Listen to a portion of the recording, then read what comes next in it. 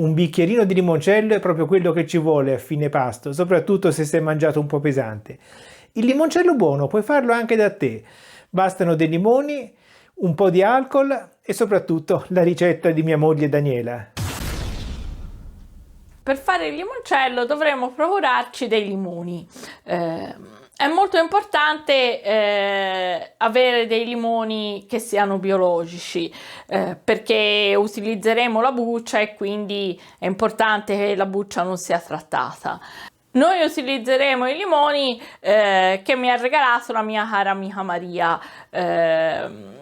Lei è di Marsala e quindi ovviamente è la patria proprio dei limoni buoni, poi vengono dal suo orto e quindi sono anche sicurissimi da un punto di vista di trattamenti, sono buonissimi e anche biologici. La prima cosa da fare, anche se si tratta di limoni biologici, ovviamente è pulire bene la buccia. Io utilizzo uno spazzolino con delle setole corte e strofino con molta energia. La prossima operazione da fare è quella di tagliare le bucce.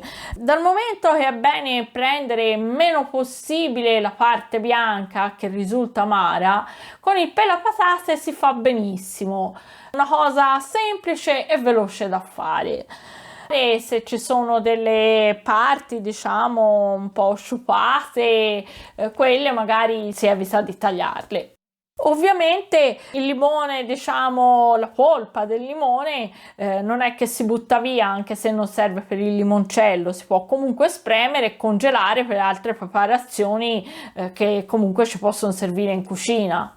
Una volta tagliate tutte le bucce si inserisce nella pentola l'alcol etilico, normale alcol da liquori che possiamo acquistare in qualsiasi supermercato. Una cosa abbastanza importante è che la pentola non sia tanto più grande della quantità dell'alcol e delle bucce di limone. È un'altra cosa sempre molto importante, va tappato al meglio. Noi mettiamo un elastico proprio per far aderire il più possibile il tappo alla pentola e non far svaporire l'alcol. A questo punto mettiamo la nostra pentola con alcol e bucce di limone in un luogo fresco e buio e attendiamo 15 giorni che il liquore si insaporisca e prenda il sapore degli oli essenziali delle bucce. Durante questi 15 giorni è importante ricordarsi almeno 2-3 volte di rimescolare. Per 7 limoni mettiamo 1 litro di acqua e 900 g di zucchero.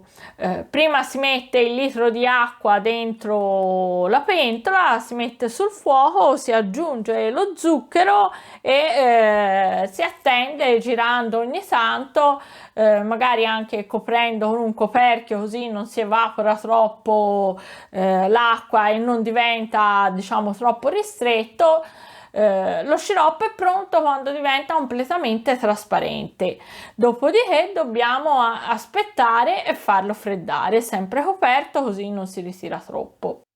Prendiamo il nostro alcol con le bucce di limone, in più ovviamente il nostro sciroppo che nel mentre si è freddato e li uniamo insieme. Per unirli utilizziamo un colino che ci faccia da setaccio, dove ovviamente rimarranno tutte le bucce di limone e dentro entrerà soltanto l'alcol.